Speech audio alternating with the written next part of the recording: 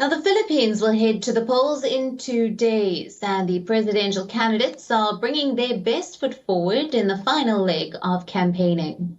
The visuals on your screen are from the Filipino capital, where thousands of people took to the streets in support of Leni Robredo. Now, she is the closest rival of the frontrunner Marcos Jr. She beat Marcos in the 2016 vice presidential election and is a former human rights lawyer and a staunch liberal. As vice president, she has led campaigns against poverty and gender inequality. In recent weeks, Leni Robredo's Pink Wave has seen mammoth rallies, just like this one.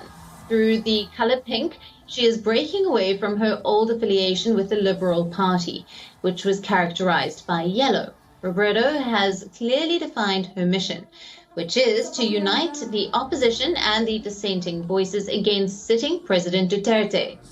Her campaigns have focused on ending corruption, bringing greater rights to women, better governance, and an end to a culture of violence.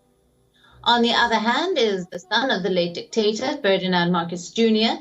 Marcos Jr. is expected to address thousands of people later in the day. His final show of strength before the pre-poll campaign blackout comes into play. Marcos' campaign message is unity and steering the nation out of an economic meltdown caused by the pandemic. He has also promised to create employment. The pre-election polls have hinted a landslide victory for Marcos Jr., and if he does come to power, then this election would cap a decades-long effort to rehabilitate the Marcos legacy. After the patriarch was deposed and the disgraced clan chased into U.S. exile. The 64-year-old Marcos Esquion could be the first Philippines president to be elected with a majority vote since the end of his father's rule. However, the prospect of having the former strongman Bongbong's son back in power has alarmed rights activists across the Philippines. Some church leaders and political analysts have said that they fear he could rule without constraint. There are other candidates too, including Manila Mayor Francisco Isko Moreno Domaguso, retired boxing champion Manny Pacquiao, and Panfilo Lacson, who is a former police chief.